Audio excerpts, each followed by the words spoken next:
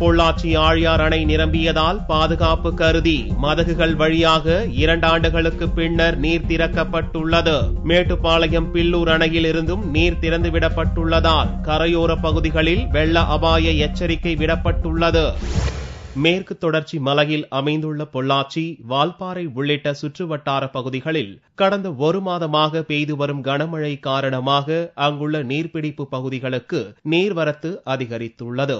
பரம்பிக்குளம், ஆழியார் பாசன திட்ட முக்கிய அணைகள் ஏற்கனவே முழு கொள்ளளவை எட்டிய நிலையில் தொடர்ந்து பெய்து வரும் மழை காரணமாக தனது முழு கொள்ளளவான 120 அடிக்கு ஆழியார் அணை நிரம்பியது.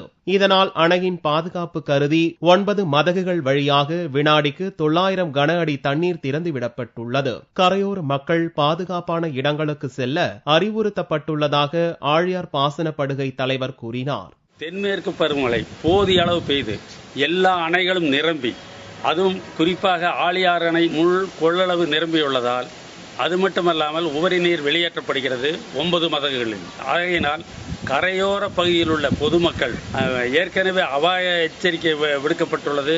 ஆகவே அவர்கள் பாதுகாப்பாக இருக்கும்படி மீண்டும் நான் வலியுறுத்தி கேட்டுக்கொள்கிறேன். 2 ஆண்டுகளுக்கு பிறகு அணை முழு கொள்ளளவை எட்டியதால் தென்னை விவசாயிகள் மகிழ்ச்சி அடைந்துள்ளனர். இதேபோல் தென்மேற்கு பருவமழை தீவிரமடைந்ததை அடுத்து தமிழகத்தில் கோவை, நீலகிரி மாவட்டங்களில் கனமழை பெய்து வருகிறது. நீலகிரி மாவட்டம் அமைதி பள்ளத்தாக்கு, வெள்ளியங்கிரி மலைப்பகுதிகளை நீர் ஆதாரமாக கொண்டு கட்டப்பட்டுள்ள மேட்டுப்பாளையம் பில்லூர் அணை அதன் முழு கொள்ளளவான 100 அடியை எட்டியது. அணைக்கு தற்போது வினாடிக்கு 25,000 கன அடி தண்ணீர் வருவதால் அணையின் பாதுகாப்பு கருதி 25,000 கன அடி நீரை 4 மதகுகள் வழியாக பவானி ஆற்றில் திறந்துவிடப்பட்டுள்ளது.